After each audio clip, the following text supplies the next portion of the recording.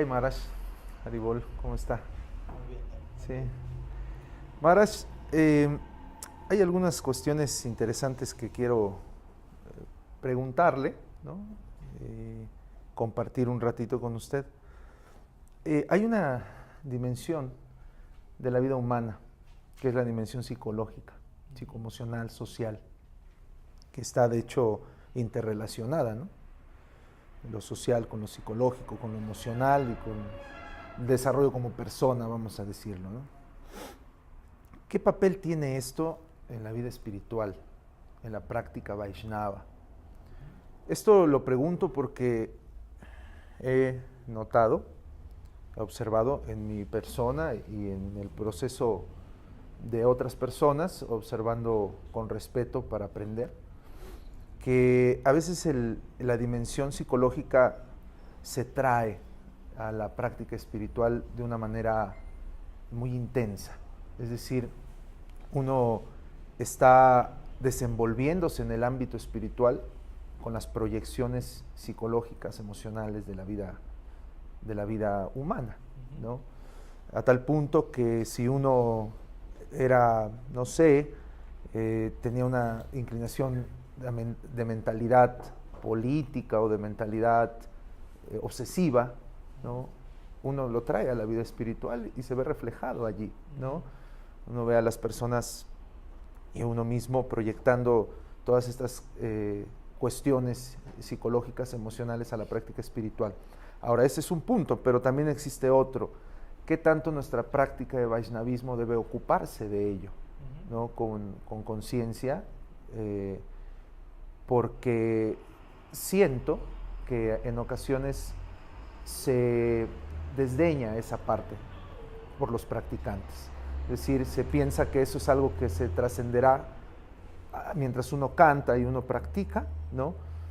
Pero hay de problemas a problemas, ¿no? Y hay situaciones que se vuelven muy perturbantes tanto para la vida espiritual de uno como para la comunidad donde uno se desenvuelve, ¿no? Entonces, ¿cuál es el abordaje saludable a esta dimensión psicosocial, emocional, humana dentro del proceso de la conciencia de Krishna y dentro de la práctica Vaishnava? Pues, bueno, en su pregunta de alguna manera me presenta dos extremos, si se quiere, ¿no? Por el lado la postura en donde la emocionalidad de uno, la naturaleza de uno es del todo volcada en la práctica devocional, como la práctica devocional, como si eso lo fuera todo, y el otro extremo en donde se aborrece por completo cualquier vestigio de ese aspecto en pos de la trascendencia, y se genera un tipo de evasión, ¿no? Antinatural, precipitada, forzada. Entonces, en pocas palabras, y obviamente ahí elaboraremos, uno siempre promueve el sendero medio como lo más saludable en todo momento, ¿no? Como hablábamos el otro día, en un comienzo uno concibe la vida y la práctica espiritual incluso en términos de blanco y negro, ¿no? O hago esto, o si no, hago esto, pero todavía uno no posee la sensibilidad, la madurez para matizar entre el blanco y negro y encontrar todo un mundo de grises, ¿no? de posibilidades intermedias en las cuales uno puede ubicarse para hacer el proceso más sostenible. Entonces, bueno, por un lado, la conclusión del Bhagavad Gita me viene a la mente, ¿no? Por un lado, el Bhagavad Gita culmina básicamente su discurso diciendo Sarva Dharman Parityaya Mamekam Saranam Vraja. Krishna dice, abandona todo Dharma y entrégate a mí, ¿no? Y por Dharma ahí principalmente se refiere al concepto de Varnashram, todo lo cual incluye esta dimensión psicosocial, etc. Tú no puedes decir, bueno, entonces hay que descartar todo eso, ¿no? Y solo entregarse a Krishna. Ahora bien, Krishna no empieza el Bhagavad Gita diciendo eso, ¿no? Esa es la conclusión del Bhagavad Gita, ¿no? Si uno estudia el Bhagavad Gita en detalle, uno va a ver al comienzo el Bhagavad Gita que le enfatiza a Krishna Arjuna, ¿no? En capítulos 2, capítulos 3, cumple con tu deber. Desenvuélvete en este mundo desde un lugar saludable, realista, y de tal manera que eso eventualmente te llevará a trascender ese mismo deber para, obviamente, aceptar deberes superiores, ¿no? Uno nunca debería buscar trascender un deber a menos que uno esté, ¿no?, asumiendo un compromiso con un tipo de deber superior. Entonces el punto es, al comienzo Krishna dice en el Bhagavad Gita, sigue tu deber, al final Krishna dice en el Bhagavad Gita, abandona tu deber. Pero entre medio de una declaración y otra hay más de 600 versos. Entonces uno tiene que entender contextualmente por qué se hizo una cosa aquí, por qué otra allá, qué se dice entre medio, etc., ¿no? Entonces, por un lado encontramos que el extremo que usted menciona, ¿no?, en donde el practicante, el aspirante, llega con su bagaje, digámoslo así, psicoemocional a la práctica y no presta la suficiente atención como para discernir entre ese aspecto de la realidad de uno y lo que uno realmente es, ¿no? Ese es un tema constante, donde se pregunta uno, ¿cuál es la diferencia entre la mente y el alma, ¿no? Hay tantas voces sonando dentro, es como una estación radial que uno tiene que sintonizar el dial apropiado, porque uno tranquilamente, ¿cuántas veces uno no escucha mismo practicante diciendo, no es que yo siento hacer esto, ¿no?, y me dejo llevar por lo que siento? Pues a veces yo puedo sentir ira y deseos de arrojarle la mesa por la cabeza a alguien, ¿no? Y que yo lo sienta no quiere decir que lo tenga que hacer, ¿no? Uno siente muchas cosas, ¿no? Y el mero hecho de sentir algo no quiere decir que ese es el alma expresándose desde su lugar más íntegro, más genuino, ¿no? Porque cuando hablamos del campo psíquico o emocional, claro, en la mente se aloja todo un desfile de emociones, pero, ¿no?, generalmente esas emociones son parte de nuestra naturaleza condicionada. Ahora vamos a hablar de que tampoco podemos trascender eso de la noche a la mañana, pero tampoco podemos sobreidentificarnos con eso hasta el punto de creer exclusivamente eso me representa y solo eso soy yo, ¿no? Uno ahora se encuentra en la etapa conocida como sadhana bhakti, como hablábamos ayer, que quiere decir devoción en la práctica, ¿no?, como un ejercicio de esa emoción conocida como bhakti, para eventualmente algún día llegar a la meta del sadhana, que es bhava bhakti. Y bhava quiere decir emoción propiamente dicha, ¿no?, en el contexto del bhakti. Cuando, digámoslo así, bhava bhakti implica todo nuestro campo emocional se expresa en el contexto del bhakti, ¿no? Y como vemos, esa es la etapa preliminar a la meta última de la vida, que es amor puro por Krishna. Como diciendo, de la noche a la mañana no vamos a lograr ubicar todo nuestro campo emocional en el contexto del bhakti, ¿no? No es tan fácil. Pero debemos entender que eso debe realizarse, ¿no? Que todo gradualmente ir trasladando nuestras emociones, nuestros deseos de tal forma que todo ello esté orbitando alrededor de la voluntad de Krishna, de la voluntad del Guru, de los Vaishnavas, ¿no?, del plano del Bhakti, del plano del Swarup Shakti, la energía interna de Krishna, la cual se manifiesta en este mundo a través del Parampara. Es un proceso gradual, ¿no?, donde uno va trasladando, ¿no?, transmutando ciertos elementos, y en esa transición que puede durar, como dijimos el otro día, un par de encarnaciones, uno tiene que saber cómo lidiar. No es uno imagina transición como algo que dura un fin de semana y ya estoy al otro lado establecido en la trascendencia. Y en este caso, la meta es tan excelsa que la transición hacia allí puede tomarse un tiempo, ¿no? Y uno debe desarrollar como la capacidad, la madurez de transitar esa transición de forma sostenible y que esté llevando a la meta realmente, ¿no? Y convivir con elementos que uno sabe que eventualmente los va a trascender, pero que quizás durante un par de encarnaciones los va a tener con uno, ¿no? ¿Se entiende? Algo así, es como que uno no se esté conviviendo, no sé si aquí ocupan esa expresión como los ocupas, cuando alguien se mete en la casa, ¿no? Entonces, de alguna manera hay ciertos ocupas como elementos extranjeros en el mundo psíquico, emocional de uno, que no corresponden con el potencial del alma, pero están ahí y armaron su nicho desde tiempo inmemorial, también enraizados. No es que les digo, disculpen, ¿podrían retirarse, por favor, que estoy tratando de invitar al Swarup Shakti a mi vida, no van a ceder tan fácilmente. Entonces, primero tengo que trabajar una relación con ellos, amistosa, convivir, ganar la confianza, de tal manera que eventualmente de una forma muy caballerosa podamos invitarlos a partir a otro destino. Sí, que el desalojo no sea algo traumatizante ni trágico para nadie, ¿no? Ni para nosotros ni para aquellos aquí.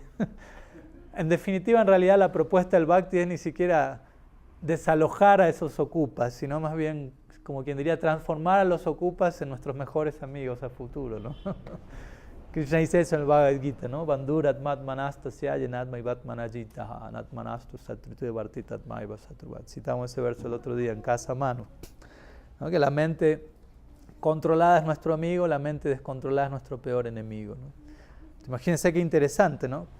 Qué desafío, porque quizás en el momento actual mi mente, y por mente me refiero a área física, psíquica, área emocional, quizás en el momento actual no puedo reconocer, estoy conviviendo con mi peor enemigo. Y el desafío es, tiene que convertir a su peor enemigo en su mejor amigo.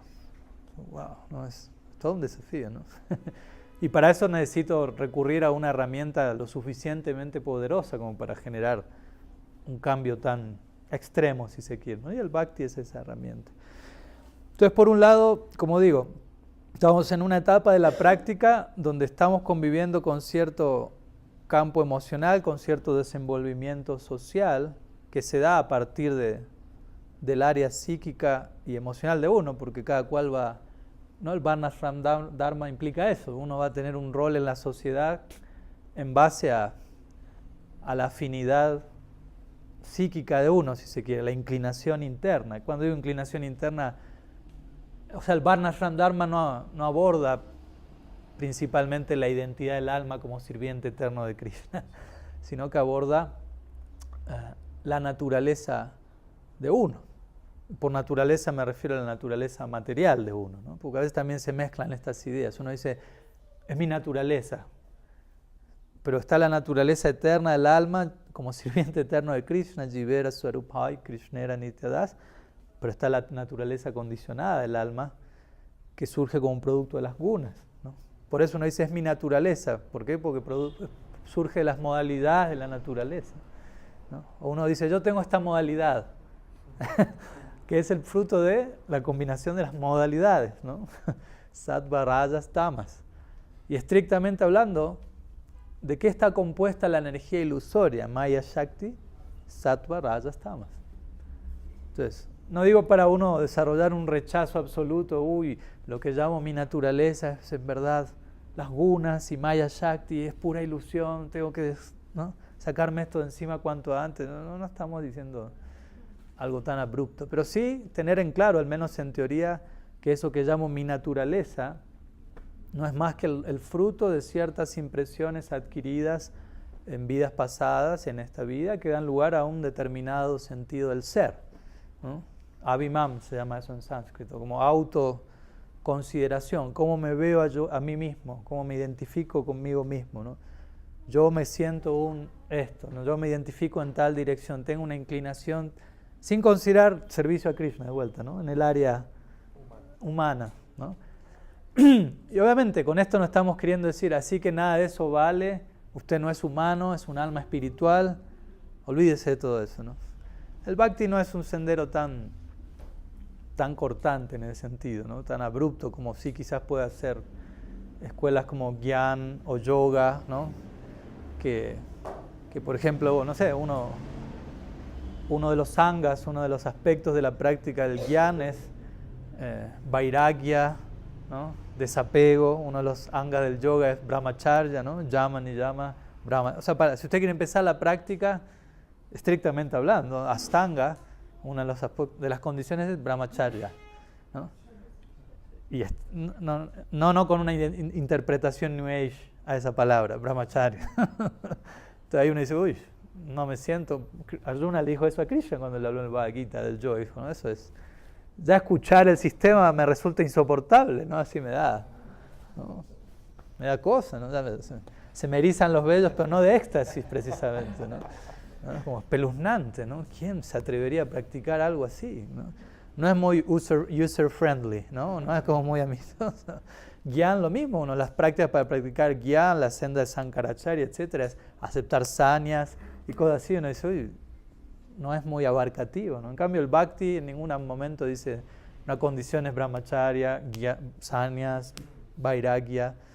Más bien, como diría Srila Prabhupada, ¿no? La conciencia de Krishna es la ciencia del apego a Krishna, más que el desapego. Entonces, desde ahí, nosotros como en nuestra condición humana tenemos este cuerpo. Cuando digo este cuerpo me refiero a físico y psíquico, porque el cuerpo físico es una derivación de lo que hay en nuestra psiquis, básicamente. Y sí, en un punto a veces podemos utilizar estos conceptos que pueden sonar un poquito gyanis, como no somos el cuerpo, somos alma espiritual, pero existe incluso una consideración más amplia. Por ejemplo, en el contexto del bhakti, un bhakta, un aspirante, un sadhaka, recibe en el momento de la iniciación de parte de su guru lo que se conoce como sadhaka deja, ¿no? Han oído hablar el término, ¿no? Siddha deja, sí, ese quizás lo escucharon un poco más, ¿no? El cuerpo. Pero sadhaka deja quiere decir el cuerpo del practicante, del aspirante, que el guru concede cuando entrega iniciación, ¿no? Le entrega un mantra, entrega un nombre, entrega todo un nuevo sentido de la identidad dentro de este mismo cuerpo, ¿no? Dentro de esta misma psiquis, si se quiere, ¿no? Y comienza el proceso de espiritualización del cuerpo burdo, del cuerpo sutil, ¿no? No es que el bhakti dice tiene que deshacerse del cuerpo burdo, deshacerse del cuerpo sutil, más bien tiene que permitir que todas esas facultades se vean impregnadas de lo que nosotros llamamos Bhakti Shakti, o la energía devocional. Lo que hace que nuestro cuerpo y nuestra mente se vuelvan causa de enredo es que estamos permitiendo que ellas se vean afectadas por impresiones de Maya Shakti, de la energía ilusoria. Pero cuando uno se abre al otro tipo de energía que anda en este mundo, aparte de Maya Shakti, que es Bhakti Shakti, Swarup Shakti, ¿no? El cuerpo físico y sutil se impregna, se embebe de eso y comienza un tipo de transmutación. Hasta el punto de que, como explican las escrituras, incluso el así llamado cuerpo físico, yendo hacia arriba, ahora volvemos al tema, el así llamado cuerpo físico de una persona autorrealizada, una persona santa en el contexto del Bhakti, se vuelve por completo adorable, ¿no? Por eso existe este tipo de ceremonias llamadas samadhi, cuando una persona que ha por completo espiritualizado su cuerpo físico y psíquico, parte de este mundo, el cuerpo no se crema, ¿no? Sino que se entierra en sal, o sea, se lo conserva, el punto es, como dando a entender, en ese cuerpo, eso explica nuestras escrituras, en ese cuerpo la persona sigue sirviendo eternamente a Mahaprabhu en Nitya Navadvip, en el Navadvip eterno. Mi punto es, hasta ese punto nuestra condición humana, nuestro cuerpo y mente pueden llegar a ser transformados hasta el punto que eso termina volviéndose una ofrenda que persiste por la eternidad, ¿no? Eso por un lado, ¿no? Ahora volviendo un poquito a por dónde andamos en el momento actual. Entonces el punto es ese, ¿no? Por un lado no debemos sobreidentificarnos con nuestras emociones, debemos tener, ojalá, la sobriedad, la educación para poder ir separando entre aquello que viene del plano mental y de los samskaras adquiridos, como decíamos, porque eso es una cosa de hábito, ¿no? O sea, yo puedo alterar mi identidad a través de los hábitos que voy generando. O sea, yo recibo impresiones sobre una base regular, eso genera un cambio en mis hábitos y ese cambio de hábitos genera una nueva identidad, ¿no? Uno puede hacer ese intento. Bueno, uno está haciendo ese intento en la práctica del Bhakti también, ¿no? Uno venía, antes de la práctica espiritual, uno se permitía recibir ciertas impresiones, ¿no? Ya sea visuales, sonoras, por todas las puertas que Krishna describe que representan este cuerpo, ¿no? Las 9 puertas de la ciudad. Y uno entendió, todas esas impresiones entran por los sentidos, van a parar a la mente, generan distintos hábitos y esos hábitos en conjunto generan una personalidad. Pero interesantemente la misma palabra persona, ¿no? Como a veces la entendemos, ¿no? Mi persona o mi sentido de la personalidad, deriva del latín que tiene que ver con con las máscaras que se utilizaban en su momento para las representaciones teatrales, ¿no? Y persona quiere decir aquello a través de lo cual uno suena, ¿no? Como diciendo, uno sube al escenario y suena o actúa a través de una máscara en particular, ¿no? Y no hay problema, ¿no?, que uno tenga una máscara y uno actúa arriba del escenario. El problema es cuando uno baja al escenario y se sigue creyendo el personaje que tenía la máscara puesta, ¿no? Entonces, el punto es ese, ¿no? En el momento actual podemos estar conviviendo con una persona que no somos nosotros, por decirlo así, en última instancia, que no representa el verdadero potencial del alma y que es como una máscara, en definitiva, llamémoslo así, ¿no? Y bueno, y por momentos nos desenvolvemos en el escenario de este mundo, de esta sociedad, desempeñando diversos roles, padre, madre, hijo y tantos otros roles, ¿no?, laborales, sociales. Pero al mismo tiempo, en simultáneo, estamos recibiendo un ideal en donde se nos proyecta a eventualmente trascender todo eso, ¿no? Aunque quizás en la práctica todavía no estamos ahí, en teoría estamos siendo informados de eso, vamos desarrollando una proyección a eso, un anhelo a eso, como hablamos el otro día, metas a largo plazo. Pero quizás a mediano y corto plazo necesito desempeñarme a través de mi máscara.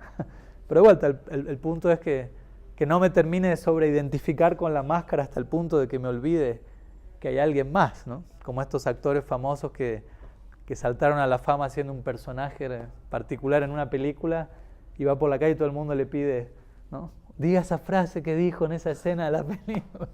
Y quizá el hombre se sobreidentifica tanto que después no puede salir del personaje, ¿no? Eso le ha pasado a varias personas famosas, ¿no? Y es toda una crisis existencial de por sí. Entonces el punto es ese, ¿no? Hay que adquirir la madurez, la sobriedad, la capacidad de convivir con nuestro lado humano. Y de por sí, en realidad, como más de una vez hemos dicho, ¿no?, en un comienzo sobre todo, más que tratar de volvernos superhéroes devocionales, por decirlo así, primero deberíamos aprender a volvernos seres humanos devocionales, ¿no? Porque a veces también, sobre todo en las etapas más inmaduras de entusiasmo precipitado, uno escucha algo, recibe un ideal y ya como que, ¿no?, se agarra el top y se lo pone atrás como capa y no quiere salir así, ¿no? Idealizando algo que es, de vuelta, una idealización mental, conceptualizada, pero no aterrizada con los pies sobre la tierra, ¿no? Entonces, sí, la filosofía gaudía Vaishnava promueve un salto cuántico para tocar las estrellas, pero para pegar ese salto tenemos primero que nada estar bien afianzados, ¿no?, sobre el suelo firme, y eso implica establecernos en el plano humano, en el mundo, desde un lugar equilibrado, porque si yo no tengo esa base mínima, no voy a poder concebir lo otro, básicamente, ¿no? Y cada cual tendrá sus requerimientos al respecto, ¿no? Los 6 Goswamis vivían cada noche en un árbol distinto para no apegarse al árbol. Y para ellos eso estaba bien, ¿no? Sobre esa base ellos practicaban, ¿no? Y cuando llegaba Prasan llegaba, y cuando no llegaba ayunaban, como Madhavendra Puri, que él ni siquiera salía a ser Madhukari, porque él consideraba eso, estoy forzando algo para mí. Entonces dijo, no, si Krishna quiere, él está en mi corazón y me va a enviar algo, y si no quiere, ayuno. Y uno dice, bueno, ese es el estándar de Madhavendra Puri, y con eso él estaba balanceado en su práctica, ¿no? Asociados eternos, ¿no? Ahora uno dice, bueno, yo necesito un poco más que eso, ¿no? No me alcanza un solo árbol, ni siquiera el mismo árbol todas las noches. Necesito algo más concreto, ¿no? Necesito una casa, un techo, un colchón. Quizás ni siquiera me alcanza con un colchón, un somier, una cama. Ni siquiera me alcanza agua fría, agua caliente. Ok, está bien, ¿no? Tampoco es una cosa que debe ser traumatizante. O sea, debemos llegar al punto donde sentimos mi humanidad está balanceada, y sobre esa base, ese desarrollo horizontal, como diríamos, puedo proyectarme a desarrollarme verticalmente, ¿no? Y eso va a diferir de cada cual, ¿no? Lo que uno necesite, quizá el otro no lo necesite, pero otra cosa uno necesite más que el otro. Y claro, a veces no es fácil de armonizar, sobre todo si uno está conviviendo con otras personas, desenvolviéndose en la sociedad, familia, pero bueno, eso también es parte del desafío de la vida, ¿no? Entonces, en un punto, es importante ser humanos, eventualmente uno tendrá que trascender eso, pero también es interesante de qué forma se nos invita a trascender nuestra humanidad, ¿no? Y antes de llegar a eso, menciono unas palabras como hablábamos el otro día, y como usted mencionó, el otro extremo, ¿no?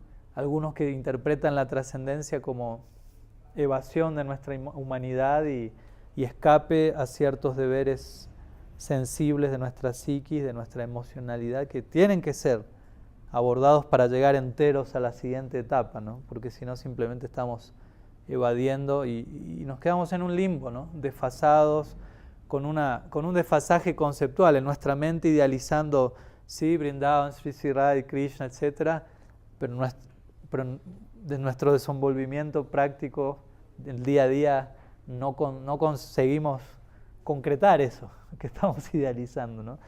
Y ese desfasaje muchas veces nos habla de la necesidad de asumir otros roles en el contexto de alcanzar ese rol eventualmente, ¿no? Eso sí es muy importante, ¿no? Como este famoso verso del Bhagavata, ¿no? Tasvat karmani kurvita nanirvidyeta yavata, etc., que dice, en la medida que uno no tenga plena fe en el bhakti, que no es fácil tener plena fe en el bhakti, en la medida que eso no exista, proporcionalmente a esa falta de fe, uno debe ocuparse en Varnashram Dharma, ¿no? Desenvolverse en los diferentes deberes socio-espirituales, ¿no? Como diciendo, si usted tiene plena fe en el Bhakti y tiene plena fe en que por cantar Hare Krishna todo va a venir,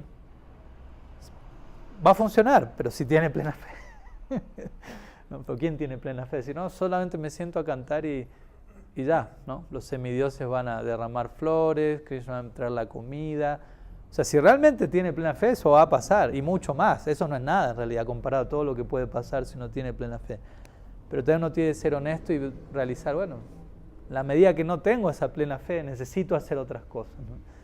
Y no hay ningún problema, eso no es un problema, ¿no? Eso está diseñado para que exista la posibilidad, y eso gradualmente, paulatinamente me lleva a avanzar.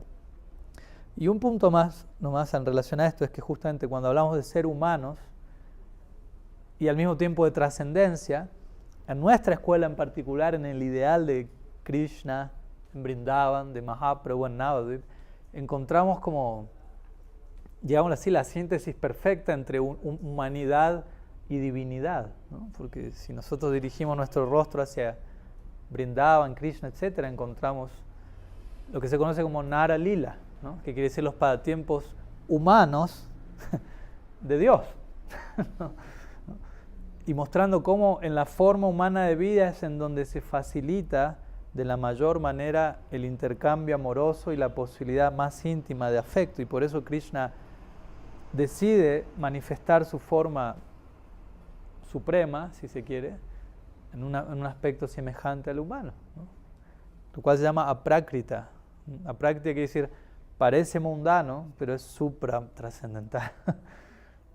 Pero aparece en un escenario humano, ¿no? Y esa es la forma suprema, ¿no? Krishnaraya te kakela sarvotama nara lila, dice el Chaitanya Charitamrita, ¿no? De todas las formas y pasatiempos de Krishna, los supremos son aquellos en los que él se expresa en términos de humanidad, ¿no? Entonces, pasatiempos como el Rasa Lila, que aquí están ilustrados, implican eso, ¿no? Es el absoluto, es lo que podríamos llamar una representación de humanismo divino, ¿no? Entonces, con eso Krishna nos quiere decir, hasta un punto hay que deshacerse de lo humano, ¿no? Más bien lo humano, la raza humana, justamente, la diferencia de la raza humana en relación a otras especies no es tanto que puede racionalizar y pensar en un nivel superior, si se quiere, aunque eso pueda estar ahí, pero principalmente lo que marca la diferencia entre la raza humana y las demás especies es el potencial amatorio, ¿no? La capacidad de amar que emerge en la conciencia humana. El potencial está en todas las especies, porque la jiva está ahí, pero en la forma humana, ¿no? Uno como que asoma y sale a la superficie de ese potencial que acompaña a la jiva de entablar un vínculo amoroso con Dios, ¿no? Entonces, el punto es ese. Hasta un punto estamos buscando deshacernos de nuestra humanidad, ¿no? Simplemente estamos buscando divinizarla, ¿no? Y como una vez vino esta idea, ¿no? Una de las mejores... O sea, hoy en día las personas, más que hablarle a la gente de divinizar la humanidad, primero tenemos que hablar de humanizar la humanidad. Y eventualmente podemos contemplar la idea de divinizarla. Pero yo creo que también un aspecto importante para divinizar la humanidad, como hemos dicho más de una vez, es humanizar la divinidad, ¿no? Porque también a veces tenemos una idea de Dios tan divina, ¿no? Tan endiosada, que no nos sentimos muy atraídos a nosotros divinizarnos para vincularnos con Él, ¿no? Porque lo sentimos tan grande, tan lejano, tan imponente, toda una larga lista de cualidades, ¿no? Intimidantes, digámoslo así, que naturalmente no nos llama la atención emprender un proceso que nos permita eventualmente vincularnos con esa persona, porque lo vemos demasiado lejos a nuestra situación actual como humanos. ¿Se entiende? Entonces el hecho de que Dios aparezca como demasiado poco humano hace que nosotros no nos veamos muy inspirados a sentir que podemos empatizar con Él y viceversa. En cambio, cuando Dios se presenta en un packaging, ¿no? En un envase trascendental, digámoslo así, humano, nosotros podemos, ¿no? Entablar una conexión más inmediata. Cuando uno analiza el Krishna Lila, uno ve eso, ¿no? O sea, ¿cuáles son las relaciones centrales con Krishna, ¿no? Conyugal, paternal, fraternal. Y si uno analiza, esos son los mismos aspectos sobre los cuales gira nuestra vida. Imagínense si a nosotros nos sacasen, ¿no? Nuestros padres, nuestra madre, nuestros hijos, nuestros hermanos, nuestros amigos, nuestra pareja. O sea, trate de imaginarse usted sin todo eso. ¿Qué queda de usted? O sea, ya no es usted. Entonces, la vida de uno orbita alrededor de esas relaciones. Y cuando uno va al plano superior se encuentra, uy, eso se hacía allá también. Y en definitiva esto que aquí veo es un reflejo de aquello que está ahí. Y obviamente ahí tengo que tener cuidado en no comparar y pensar que es lo mismo. Hay una diferencia. El resto es lo mismo, pero la diferencia es que todo allí se rige por prema y aquí se rige por el deseo separado, ¿no? Admendriya pritivam chatare balikam krishnendriya priticha dhare premanam. Lujuria o deseo separado significa estoy enamorado de mis propios sentidos y vivo para complacerlos. Y premo, amor divino, significa vivo para complacer los sentidos de Krishna, vivo para la gratificación sensorial de Krishna. Esa pequeña diferencia, pequeña gran diferencia es la que hace, ¿no? Genera el abismo entre lo que es el mundo material y el mundo espiritual, ¿no? Pero al mismo tiempo vemos, no está tan lejos, ¿no? Hay muchos puntos en común, ¿no? Y es una idea mucho más, como digo, mucho más realista que la que otros procesos como el impersonalismo proponen, ¿no? Donde se propone más bien una negación absoluta de todo lo que está pasando. Todo esto es ilusorio, no existe. Y en el plano superior no hay formas, no hay individualidad. O sea, se concibe racionalmente esa idea. Si esto aquí es material y aquí hay formas, individualidad, etcétera, entonces en el plano espiritual no puede haber nada de lo que hay aquí. Por lo tanto, allá no hay formas, no hay individualidad. Pero eso es muy forzado para lo que es nuestra experiencia actual, ¿no? Yo trato de hacer un esfuerzo, me proyecto un lugar donde no hay individualidad, no hay personas, no hay relaciones. No es natural para nuestra experiencia inmediata. Entonces el Bhakti viene con una propuesta mucho más llevadera, si se quiere, ¿no? Diciéndonos, no, ya existen todos los vínculos que usted tiene aquí, etcétera, pero todo está centrado en Krishna, básicamente. Entonces la base del proceso es descentrar nuestro ego falso, ¿no? Y más que promover una doctrina, como decíamos el otro día, egocéntrica, antropocéntrica, se invita a algo teocéntrico, ¿no? Krishna-céntrico, guru-céntrico. Y obviamente ese traslado de sacar el ego de uno del centro y poner a Krishna en el centro, como digo, es una transición que puede tomar un tiempo. Pero bueno, en ese proceso estamos. Hay algunos detalles que me vienen a la mente ahorita que lo escuchaba Maharaj. Por ejemplo, en el Harinam Chintamani, de pluma de Srila Bhaktivinoda Thakur, hay una parte donde dice Harinam desde el Varnashram, ¿no? Y ahí explica Srila Bhaktivinoda Thakur que los deberes de Varnashram deben abandonarse solamente cuando se alcanza Baba. ¿no? Y dice que antes, dice al introducir ese tema, Harinam desde Varnashram, dice que de hecho es muy propicio para el devoto materialista, o sea, el practicante, pero que es materialista, seguir los límites del Varnashram hasta una etapa donde el sentimiento trascendental despierta y por lo tanto puede abandonar ya los límites del Varnashram, ¿no? Los límites que impone el Varnashram Dharma.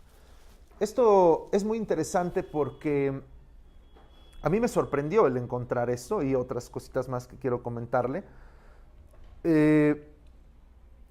Porque en cuanto al desarrollo de la vida espiritual, como he observado que se viene dando, hay un énfasis en el tema del ego falso, ¿no? Entonces, el ego falso es un énfasis. Es entendible cuando uno quiere distinguir pues, el alma, el ser, ¿no? La conciencia, ¿no? De la falsa identidad material, ¿no?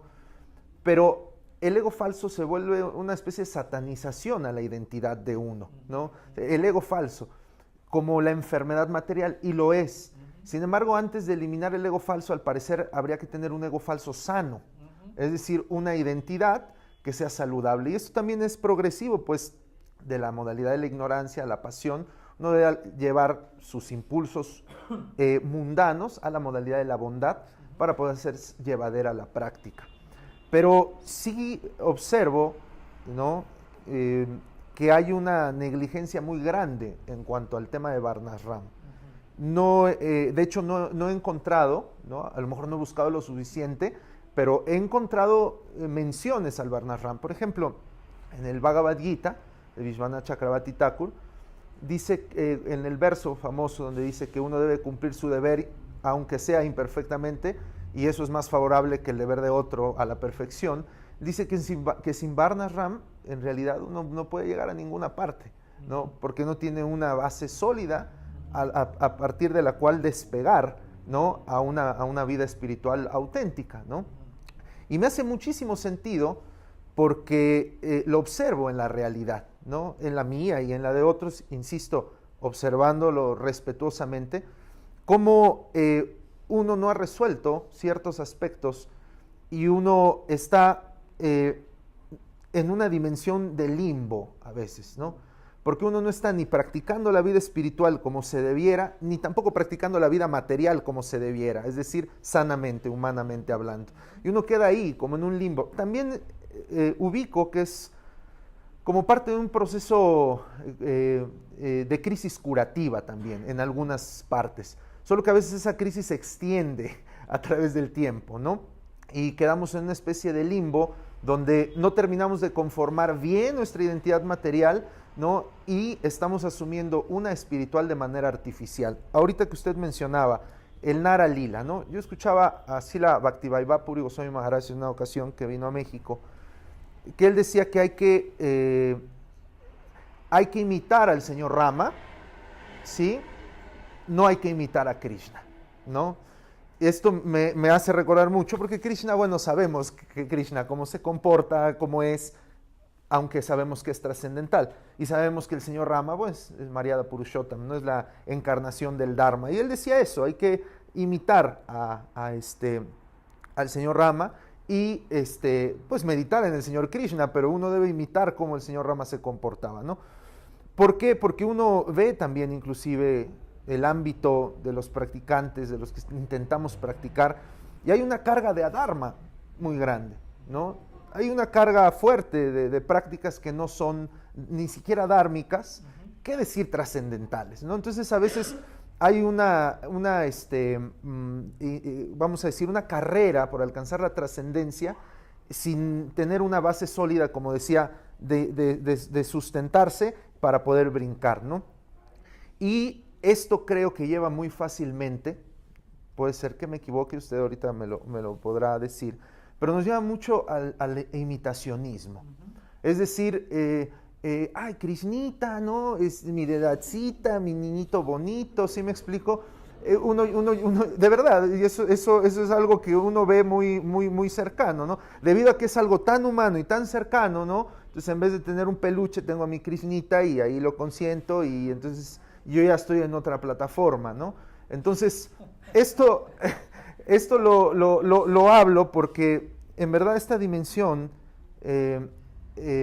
espiritual creo que también debe verse distante en un momento, ¿no? Y creo que es saludable verla distante, como algo respetuoso y venerable, ¿no? Que debe alcanzarse en algún momento, ¿no? Una vez que uno haya podido, mientras practica, por supuesto, sadhana bhakti, servicio a los Vaishnavas, mientras uno estudia las escrituras y uno sirve a los sadhus, pero simultáneamente mientras uno va resolviendo esta dimensión humana, para no llegar allá con ese tipo de situaciones que también se han popularizado mucho.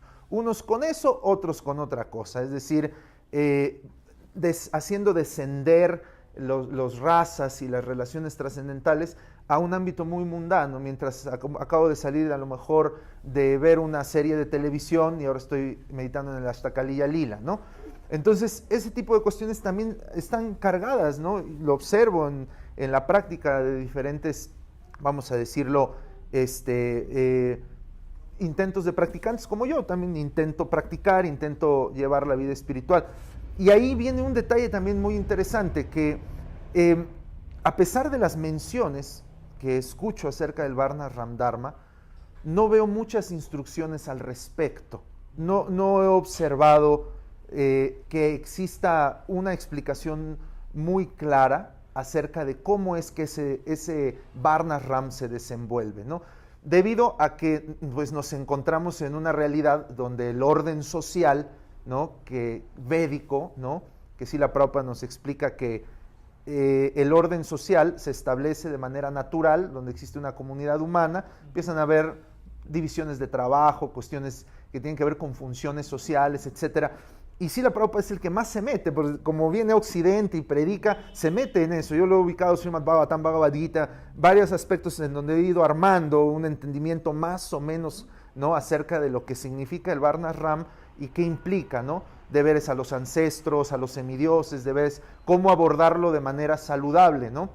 Uno a veces dice deberes a los semidioses como una cuestión muy, vamos a decir, muy idealizada, pero en realidad tiene que ver hasta con las actividades cotidianas de uno, ¿no? Con lo que uno desempeña en la labor y en la vida de uno. El punto al que voy es que creo que la ausencia de una educación relacionada con el Varna Ram, ¿no? Hace que nosotros sobreespiritualicemos y de manera imitacionista, ¿no? Nuestra práctica espiritual, y que no acabemos de resolver dimensiones básicas que en el contexto del Bhagavad Gita estaban dadas, ¿no? Como, ¿qué eres? Es un kshatriya y tiene que pelear, y por lo tanto, ¿no? Bhagavad Gita, Arjuna, cumple con tu deber. No había tanto problema, inclusive en otras sociedades del mundo eso estaba más o menos establecido, pero en los últimos siglos vivimos en una era de desconfiguración comunitaria, social, identitaria, tan grave que eso ya se está diluyendo completamente. Entonces, ¿cómo abordar el tema sanamente, sin especulación, sin distorsión, sino como un elemento que una y otra vez aparece aquí y allá, ¿no? Y que uno sabe que debe abordar de una u otra manera, porque se ve uno en la realidad en la que se encuentra, y si uno es sincero, ¿no? Porque uno puede también evadirse, ¿no? Y decir, yo estoy en una cosa, pero realmente está uno en otra, ¿no? Entonces, cuando uno es sincero y se ubica en su plataforma humana, con todo lo que eso conlleva, el contexto social, la carga karmática que uno tiene, el ámbito donde uno se desempeña, uno dice, tengo que empezar a ser un poquito más sano en mi trato, forma de hablar, y dicen que la dimensión de Varna Ram es para eso, pero están como regadas las indicaciones en cuanto a Varna Ram, y no hay una, vamos a decir, explicación muy, muy amplia acerca de esto, ¿no? Entonces es un poquito lo que me viene ahorita que usted conversaba. Pues sí, usted comenzó mencionando a Bhaktivinoda Thakur hablando en Harinam Chintamani.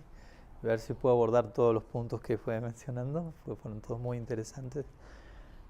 Sobre esta idea, ¿no? De uno descartar, si se quiere, el Varna Ram una vez que uno ha llegado a Bhava, ¿no? Lo cual tiene que ver con lo que hablábamos al comienzo, ¿no?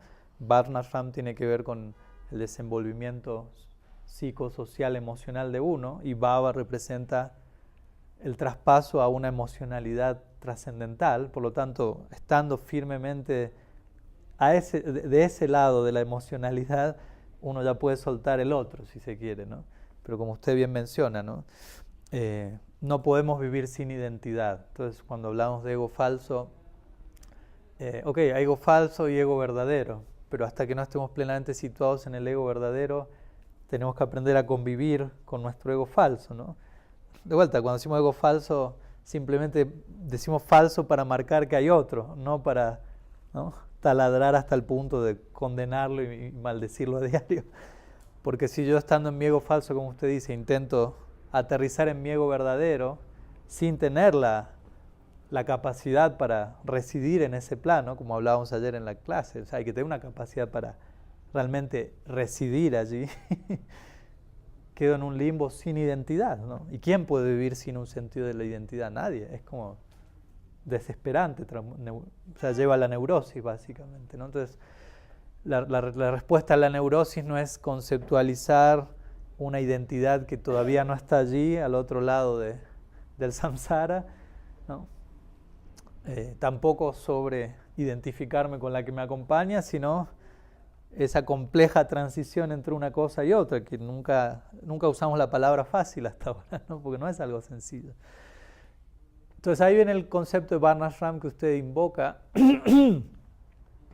y que Bhaktivinoda Thakur, ya que estamos hablando de él más puntualmente, se refiere a ello como Daiva Varnashram, ¿no? Porque queriendo establecer la diferencia entre lo que es la función del Varnashram para un Vaishnava y el Varnashram Dharma per se, ¿no? O sea, cómo se utiliza o védicamente se propone en un contexto más fruitivo, porque también existe esa sección, Karma Kanda, donde uno se desenvuelve socialmente de tal manera, ¿no? Dharma, Artha, Kama, Moksha.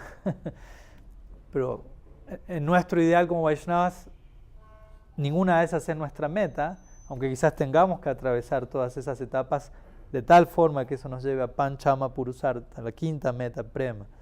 Pero como usted bien dice, antes de hablar de Prem y antes de concluir que llegamos allí, primero tenemos que preguntarnos aquí, ¿no? ¿Dónde estoy? Como hacíamos el otro día, ¿no? Con el ejemplo del mapa en el supermercado, en el shopping, ¿no? Quiero llegar aquí, pero la otra indicación es, usted está aquí, ¿no?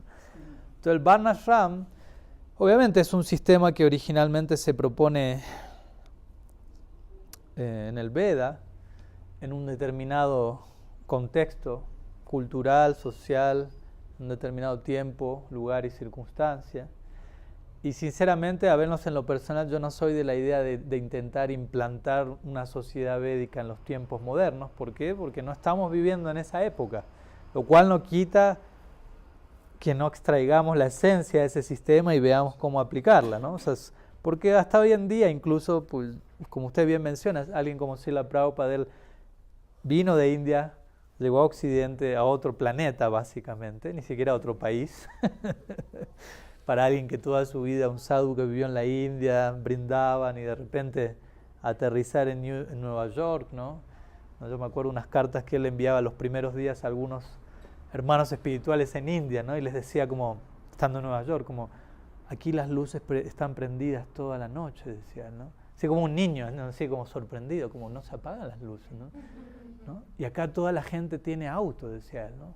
Y ellos manejan el auto, ¿no? Porque allá en India, en esa época, el que tenía auto era alguien que tenía mucho dinero y no lo iba a manejar él, sino que tenía un chofer, ¿no? Entonces él llegaba allá y se encontraba como, acá todos tienen auto y lo manejan ellos, ¿no? Como un niño aterrizado como en otro sistema planetario, ¿no? Entonces, intentando implantar, ¿no?, la semilla de una civilización milenaria con todos los ajustes que había que hacer y que Prabhupada mismo iba descubriendo en la medida que estaba allí, porque no es que ya tenía el plan, llegó y lo implementó, apretó un botón y ya estaba todo implementado, ¿no? En el mismo proceso él iba viendo, ¿no? Cante 64 rondas, no es mucho. Bueno, 32, no, tampoco. Bueno, 16. ¿No? Como ejemplos así, ¿no? Como diciendo, él iba adaptando cosas que quizás en India serían impensadas, pero él se iba dando cuenta, si yo no hago estos ajustes, no va a fructificar mi intento, ¿no? Entonces, entre otras cosas, él enfatizó aquí y allá en sus escritos la idea del Varnashram e incluso de establecer sociedad, la sociedades en sí a punta de Varnashram Dharma, lo cual en lo práctico nunca terminó de darse mientras Prabhupada estuvo con vida.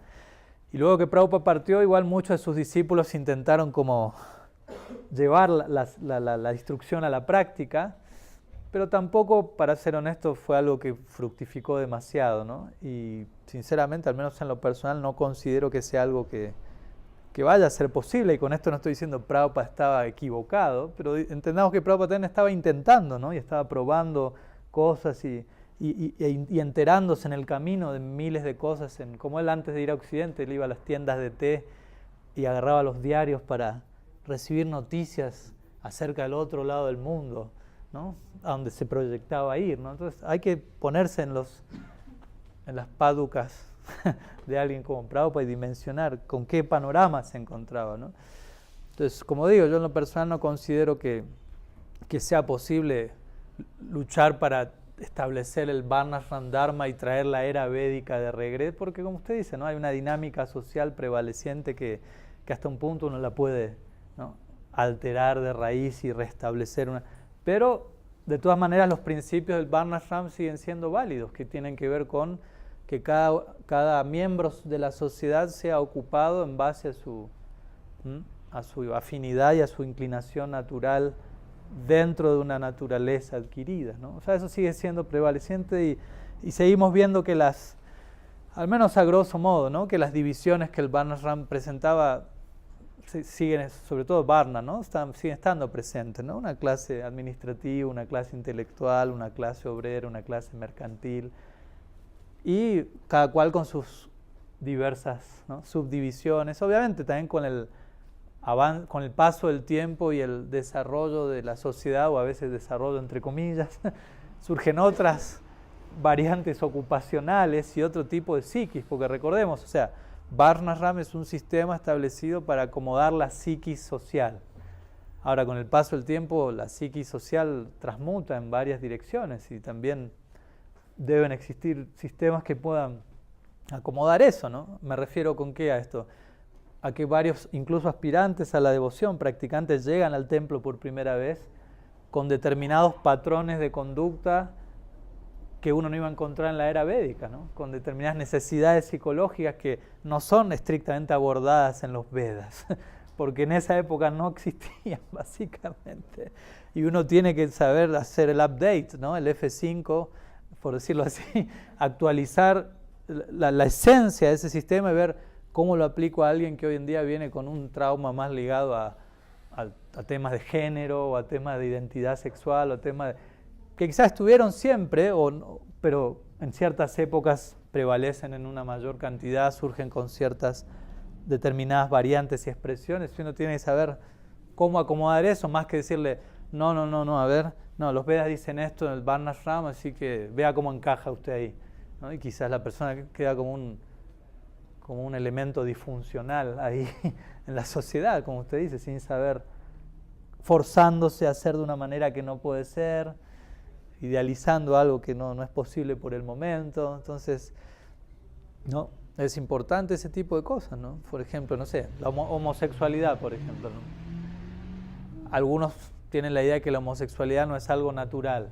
si se quiere, ¿no? No muchos, pero algunos tienen esa idea, ¿no? Otros que sí, u otros pueden decir, no, la condición homosexual es algo que viene en el ADN, si se quiere, de uno, o que uno adquiere en esta vida por influencia de un entorno. Sinceramente me da igual, en el sentido de que sea como fuere, si viene en el ADN, no es que el alma, la jiva, posee eso, pero viene de influencias de vidas pasadas, y en otros casos puede ser influencia de estas vidas. No importa, sea el caso que fuere, uno tiene que saber cómo esa persona, si desea practicar vida espiritual, puede hacerlo, conviviendo con esa condición en particular. Así como alguien heterosexual tiene que aprender a convivir con esa condición también. O sea, en última instancia, la persona homosexual tendrá que trascender su homosexualidad y la persona heterosexual tendrá que trascender su heterosexualidad para situarse en su identidad espiritual. Pero hasta que llegue ahí, esa otra esa otra esfera está ahí prevaleciente, latiendo, y uno tiene que saber qué hacer con eso. No alcanza con que le diga, no somos este cuerpo, olvídese eso, trascienda, ¿no? O sea, de vuelta, limbo, ¿no? Insostenible es esa situación, ¿no? Entonces sí, yo creo que es importante recibir esa orientación conceptual en donde cada practicante pueda como determinar, ¿no?, cuál es su afinidad actual a nivel ocupacional, a nivel ashram, como diríamos también, si alguien tiene una inclinación hacia, no sé, la vida monástica o hacia una vida familiar, ¿no? Por ejemplo, en mi caso particular, vamos a ir a la sección testimonios, ¿no? ¿No? Yo conocí la práctica del Vaishnavismo a mis 19 años. Antes siempre aquí y allá algo, pero a los 19 oficialmente. Pero yo toda mi vida, en un punto, experimentaba cierta disfuncionalidad, porque nunca me veía atraído a formar una familia, ni a tener pareja. O sea, yo nunca en mi vida tuve novia, ¿no? Y me acuerdo mis padres a mis 15 años acercándose y diciendo, hijo, queríamos que sepas que sea cual sea la decisión que tomes en tu vida, siempre te vamos a querer. Y yo le dije, no soy homosexual, ¿eh? Como diciendo, si querían saber eso, no es por ahí. Y ellos me decían, ¿pero y por dónde es entonces? Y no sé, le dije, estoy tratando de averiguarlo, ¿no? O sea, y claro, en el sistema social prevaleciente nadie me decía, puede ser una brahmachari, ¿no? No venía esa opción, hasta que la conocí, ¿no? Hasta que no la conocí, yo simplemente me sentí alguien que una pieza del rompecabezas que no terminaba de encastrar, ¿no? Y una vez que esa opción apareció en lo personal, que sé que quizás no es la opción más masiva, pero en mi caso personal de bicho raro sentí, es para mí eso, ¿no? Y ahí yo encontré un equilibrio que no encontraba y que uno buscaba encontrarlo a través de diferentes posibilidades que no. Entonces hablo de eso desde el lado testimonial para mostrar cada cual está buscando eso y necesita eso, y no solo a nivel ashram, sino a nivel varna también, ¿no? A nivel ocupacional no puede tener una inclinación artística, intelectual, laboral, más acción, más pensamiento, lo que fuera, y si no logramos establecer eso en el contexto en nuestro caso, en el contexto del bhakti, eso es lo interesante, ¿no? De Daiva Varna Ashram, no es solo integrarlo. Exacto, ¿no? Como hablamos el otro día, trascender no quiere decir descartar o negligenciar, sino integrar. Entonces la manera de trascender mi naturaleza adquirida no es negarle y decir no soy este cuerpo y tengo que hacer todo lo contrario a lo que mi naturaleza me pide, ¿no? A veces uno hasta idealiza estas cosas bien martirizadas, ¿no? Tengo esta inclinación, voy a negarla en absoluto y voy a hacer exactamente lo opuesto, lo que más me cuesta, lo más difícil, porque la vida espiritual tiene que ver con sacrificio, y uno idealiza de una manera que uno mismo lo puede sostener, no sé, 10, 15 minutos. Por ahí, ¿no? Entonces, uno también tiene que ser humilde, ¿no? O sea, eso es ser humilde y sincero también, ¿no? ¿Dónde estoy parado? Como ayer, estos días describíamos qué es sinceridad, ¿no? El término en sí. Entonces, trascender quiere decir integrar, ¿no? Entonces, si yo tengo una naturaleza producto de la experiencia material, ok, como diría Prabhupada, hay que hacer un buen uso de una mala ganga, ¿no? Entonces yo puedo tomar toda esa naturaleza y el bhakti es tan poderoso y tan amplio que va a tener la capacidad de ubicar esa naturaleza de alguna forma, y todas mis funciones psíquicas, físicas, emocionales van a encontrar su punto de reposo, por decirlo así, en el contexto del bhakti, ¿no?